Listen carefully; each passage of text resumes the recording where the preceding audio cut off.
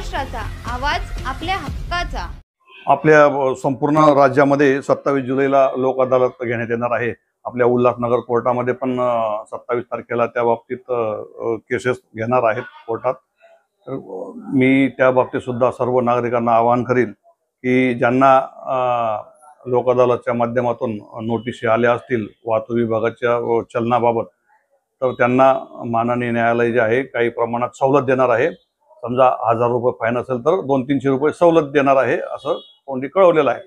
तर जास्तीत जास्त लोकांनी ते फाईन भरून घ्यायचं आहे। आपल्याकडं एक वाहन चालक आहेत, त्यांना मोबाईलवर बोलताना जवळजवळ 40,000 रुपये फाईन आलेला आहे।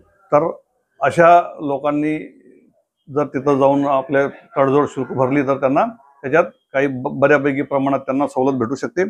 तसेच जे रिक्षा चालक आहेत किंवा टू व्हीलरवाले असतील त्यांनी सुद्धा या लोक अदालतचा उपयोग करून घ्यावा आणि आपलं जे फाईन आहे ते कमी करून भरून घ्यावं।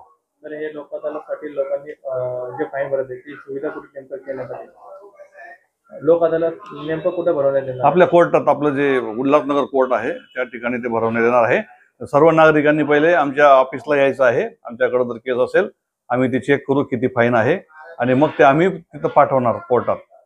तर पहिले नागरिकांनी कृपा करून आमच्याकडे यावं आणि नंतर मग आम्ही त्यांना पुढची प्रोसिजर सांगू। तुमच्या परिसरातील काही घडामोडी किंवा समस्या असतील तर आमच्या वृत्तवाहिनीला संपर्क करा आणि तसेच सतत अपडेट राहण्यासाठी आमच्या वृत्तवाहिनीला सबस्क्राइब करा आणि बेल आयकॉन दाबायला विसरू नका।